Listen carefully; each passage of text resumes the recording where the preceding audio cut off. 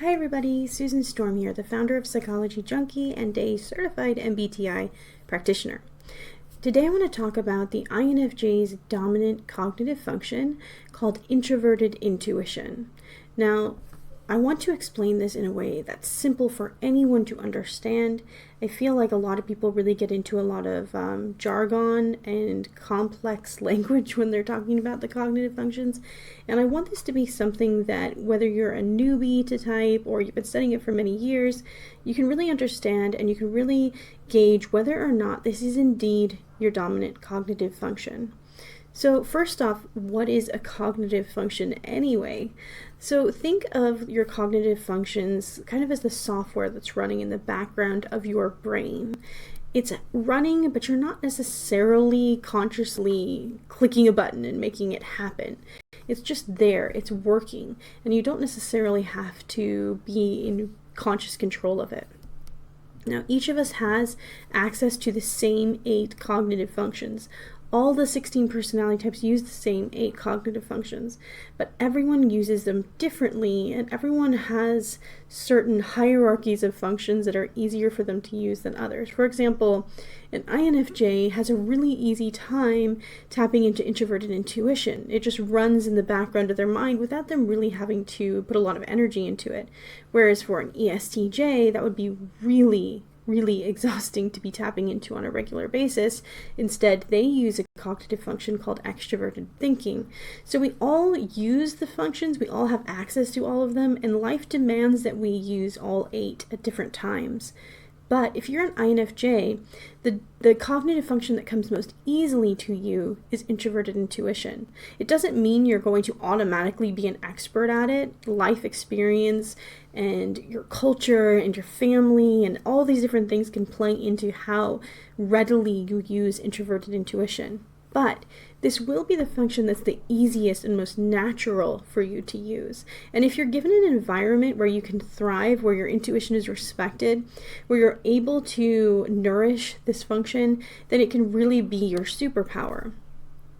So the dominant function, each personality type has a dominant function, and the dominant function is the one that comes most naturally to you. You swim in this function without even knowing you're swimming in it. You live and breathe this function. There are certain things in your life that you can do, but they take a lot of energy. And there are certain things in your life that you love to do, and it feels like you could do them forever unless you got sick or something like that. Think about how you write. If you're right-handed, you can easily write your name with your right hand. It doesn't take a lot of work. It doesn't cause you to expend a lot of energy. But if you're left-handed and if you're right-handed and you try to write your name with your left hand, it would be more tiring. You'd have to focus a lot more on it. It would probably be a little sloppier. Your dominant function is kind of like your right hand if you're right-handed, or your left hand if you're left-handed. You don't really have to try that hard to use it. You don't really have to put a lot of energy and concentration into it. Rather, it just comes naturally. Whereas if you are an ESTJ, for example, and you're trying to use introverted intuition, it feels kind of like you're a right-handed person writing with your left hand. You're trying to do it, but it's taking a lot of energy. It might feel really exhausting, and you're not really sure that you did a great job at the end of it. So the dominant function for each of the 16 personality types is where they tend to gain their energy, and it is where they have their most certainty. Now, psychologist John Beebe, who is a Jungian analyst, calls the dominant function the hero function. And that's because this is the function you often use when you feel very confident of yourself, very sure of yourself, and you are certain that you have the idea that will solve everything. It tends to be the hammer that we think we should use on all the nails. And we try to apply it to every situation, whether we should or whether we shouldn't. So let's dive right in and talk about what introverted intuition really is. So introverted intuition is a perceiving cognitive function. That means it's focused on gathering information from the world inside oneself or outside oneself. It's more focused on gathering information and observing than it is on making quick judgments and decisions. Because of this, INFJs can look a little slow to decide. They really need a lot of time to ponder, reflect, and consider before they react to what's going on around them, before they make a decision, before they answer a question. So introverted intuition is very concerned with the overall meta perspective. Now, what is a meta perspective? Meta means above or beyond. There's this belief that there is a perspective above or beyond many other perspectives. So there are people out there who are very much immersed in their own experience and their own perspective. And that's not a bad thing, but that's where they live and breathe. They think very much about how they're experiencing something, maybe how they're physically feeling about it, what their emotions are telling them, or what's going on around them and how it's impacting them as one individual. A meta perspective is something that INFJs tend to have thanks to introverted intuition, and it's this tendency to try to always be going above the current experience and above your own perspective, and to see that there are many different perspectives and to try to find the holistic meaning of all of it. So INFJs tend to not be wed to their perspectives as much as many other types are. Instead, they know that theirs is just one of dozens and dozens of perspectives in the world, and they know that each perspective has something of value, but they're trying to get above it all, to try to climb some kind of metaphorical cliff so they can look out and see the big picture. So if you ask an INFJ something, often they're going to respond to you as if there's, well, here's my perspective, but in the big picture, from a big picture view, it could be this or that, or I have an insight that this is what it all means. So they're interested in the overarching meaning of something more than they are in their own personal perspective and experience of something.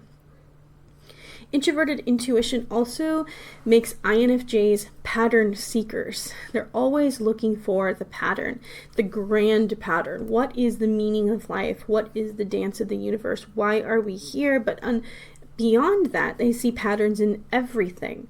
They can see patterns in people, in their relationships. They can see patterns in how people use their cell phones, and they can see patterns in nature and ecosystems. Whenever they are observing the world, they're looking for what is the pattern here, and what can I learn from that? What insight can I gain from that? It also gives INFJs an interest in envisioning outcomes. Because INFJs are interested in patterns, they're always looking for where the last domino will fall and what's going to happen when that last domino falls. Have you ever set up a big long line of dominoes and then tipped it over to see what would happen? Well, INFJs experience life knowing that they're only at that first domino and that all these different things are going to happen, all these ripple effects are going to play out, and when that last domino falls, what we do now will impact where that happens and what the ramifications are of that last domino falling. And so INFJs are constantly looking for these patterns and these ripple effects and these outcomes so that they can organize their current life to either achieve a long-term outcome or circumvent that outcome. And this gives them this very future-focused perspective on life. On the downside, it can sometimes make them a little detached from the current moment, and it can be difficult for them to be really engaged in what's happening now, because everything they see sparks this domino effect of forward actions and implications. And so it can be easy for them to see one thing and then be transported to maybe 10 years in the future and be seeing this implication of something that's happening now. And while they're in the process of doing that, at times it can be difficult for them to stay present with all the details around them and with everything that's happening around them. This is one of the reasons why INFJs desperately need regular alone time, where they can synthesize all this information that they've been gathering and try to organize it in their minds in order to make sense of it all, and in order to figure out which insights are more weighty and which maybe they should ignore or let go of. INFJs actually enter a flow state when they can get away from distractions, when they can unplug and they can just focus on the ideas, the insights, and the imagination, and the symbols that are constantly teeming through their minds. Another quality of INFJs and the effect of introverted intuition is that they tend to think in metaphors and symbols. So sensors, types that have an S in their type code, tend to think in a very concrete, tangible way. They tend to explain things in a linear, sequential fashion. So they're going to start with A, then go to B, then go to C. The way they describe things tends to just have this sequential flow to it. And because they're sensors, they fill in with concrete details, so you can easily follow along with what they're saying. INFJs, in contrast, tend to think in pictures, symbols, and metaphors. And in order to describe something, they often feel like they have to create the perfect metaphor in their mind in order for it to make sense. So often when an INFJ is trying to describe something, they might say, imagine this picture. This picture describes how this event is affecting me, or this picture describes how something is going to unfold. Or they might say, imagine that you are in this person's shoes and in their perspective. Again, that issue of perspectives comes into play. INFJs can easily put themselves in other people's perspectives and imagine where the other people are coming from.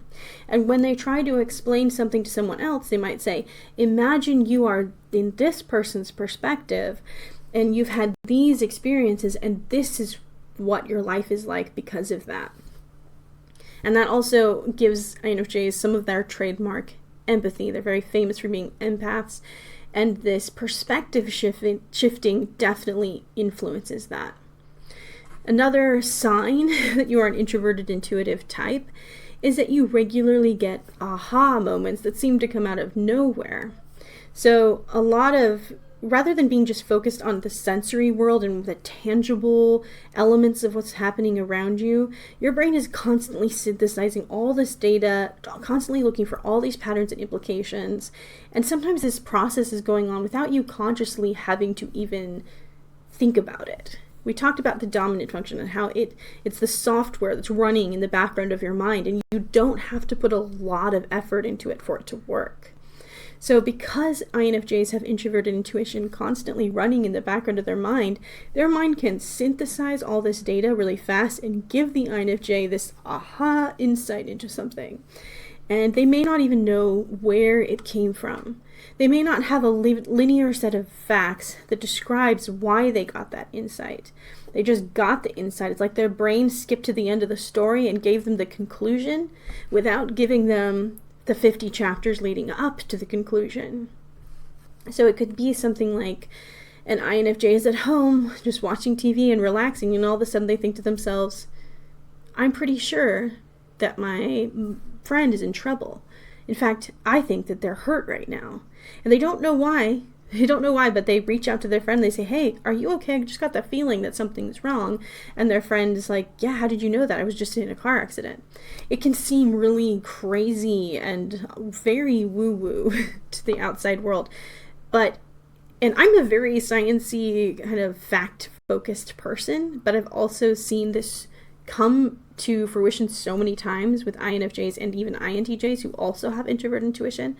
This ability to just gain these sudden epiphanies that seem to come out of nowhere, and they're accurate, and it's just crazy. And the more introverted intuitive types are able to tap into introverted intuition, the more they are healthy, mature, and balanced, the more accuracy these insights are likely to have. And usually there are facts and real details that led to this epiphany. It just takes time for an INFJ to unpack all that in order to be able to give an explanation of the facts. They're just going to get the outcome.